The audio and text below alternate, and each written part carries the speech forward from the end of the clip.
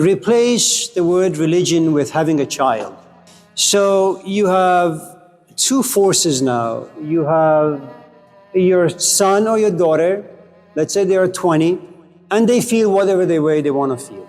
And they want to live whatever way they want to live. And then there is you, the father or the mother.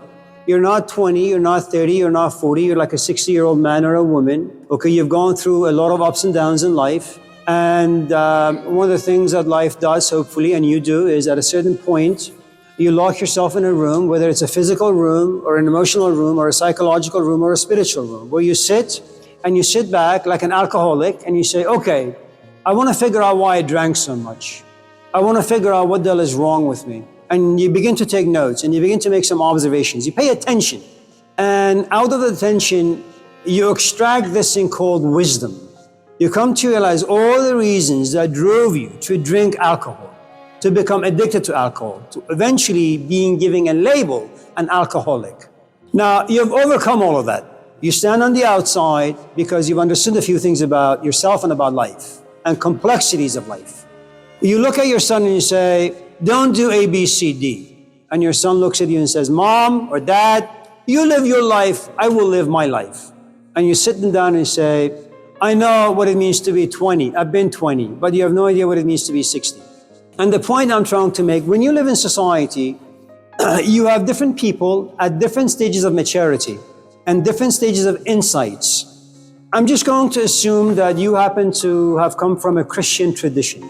The very presence of Jesus on this planet, if the stories are true about him, that he actually did have a historical existence, if the story of Jesus is true, his very presence down here is a judgment on the rest of us.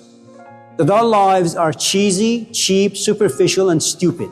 When he opens his mouth, that's another set of judgment on us. That our lives are stupid, cheap, superficial, and we are just idiots. And then he does even something more fascinating. He rejects the rest of us and only accepts 12. That's another kind of judgment. And the point I'm trying to make is this. In society, you have some people who are at level 1, some on level 2, some on level 3, some on level 5. And so as you go up, you can see more. Sometimes when you see more, your compassion can be gentle or it can be profoundly vigorous. That depends on your temperament, your experience, your youth, your age, all those things.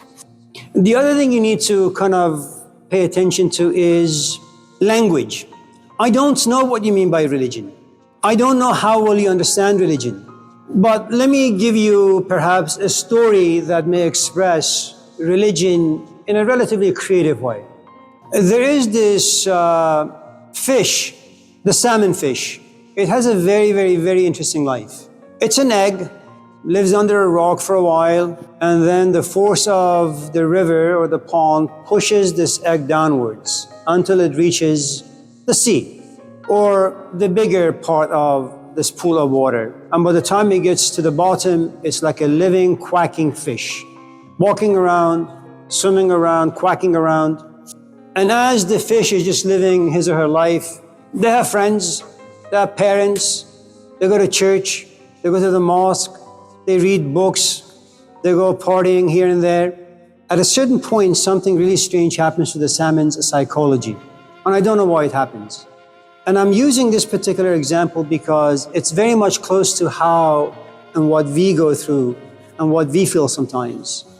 All of a sudden, the salmon, and I don't know how it happens, and you could call it both a curse and a blessing. Despite being in this pool of water for about 20, 30 years, has a house, has a job, has money, has a companion, has children, all that stuff, the salmon one morning wakes up and says, I don't belong here. It doesn't make any sense. This has been your home for 30 years. What sort of a question is this? I don't belong here. Now, goes around asking his companions or her companions or its companions all sorts of questions. Do you guys feel the same way? Do you feel estranged, abandoned, orphaned, lonely, depressed, sad, homeless? No, we don't feel any of those things. But you see, for the salmon fish, it just doesn't stay a question. You know, sometimes we ask questions not because we feel them. We just think about them. You know, you listen to an audio, you write down a question, and you bring it to class and say, I have a question. And it's a thinking question. There are no feelings behind it. The problem with the salmon is that there is a good amount of intense feeling of abandonment. I have a house, it's no longer a home. I have a wife, but it feels like I'm lonely. I have kids, but I feel abandoned. This is my life, but I feel lifeless. It's like all the passion that you have inside you are flushed down the toilet. Now, what usually happens in the life of the salmon is that he or she or it tries to find answers. Surely I can make this work. These questions will go away. Let me just distract myself by reading a book, by having sex, by drinking, by smoking. Tragically enough for the salmon fish, it doesn't go away. And the salmon does something that usually salmons are not supposed to do, or none of us in this class ought to do. Salmon begins to go against the current of the water. If the water is going this way, the salmon goes the opposite direction.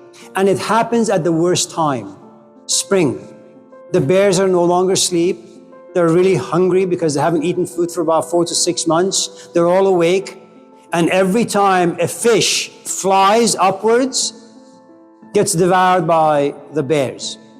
There is another thing about the salmon that you will understand, which is the salmon now has a GPS. It's intuitive. It's instinctual. It doesn't come from reading books. It doesn't come from asking people. It just says, you know, I have a certain feeling.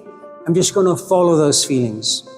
And you know where those feelings lead the salmon fish? The salmon eventually finds the place where he was once a tiny little egg. Once the salmon gets to the top of the place he once was, he lays the eggs and dies. Now, one could say that religion means that all of us were born by a creator. That's one way of looking at religion. Another says, well, life is governed by God. That's another definition, not bad.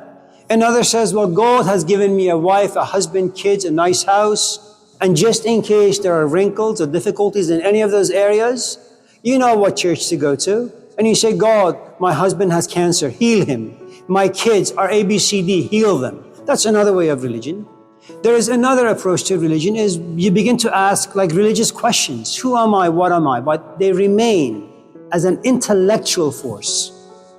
Then there is another way of looking at religion, which is you begin to ask religious questions, but with a tremendous amount of emotional force.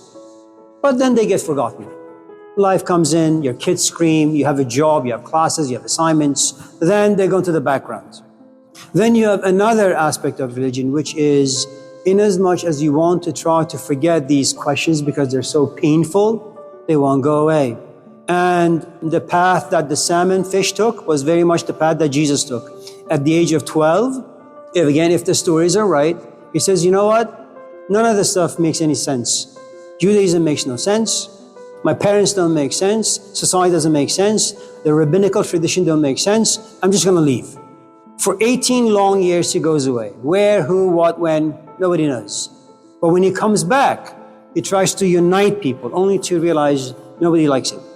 That's another definition for religion.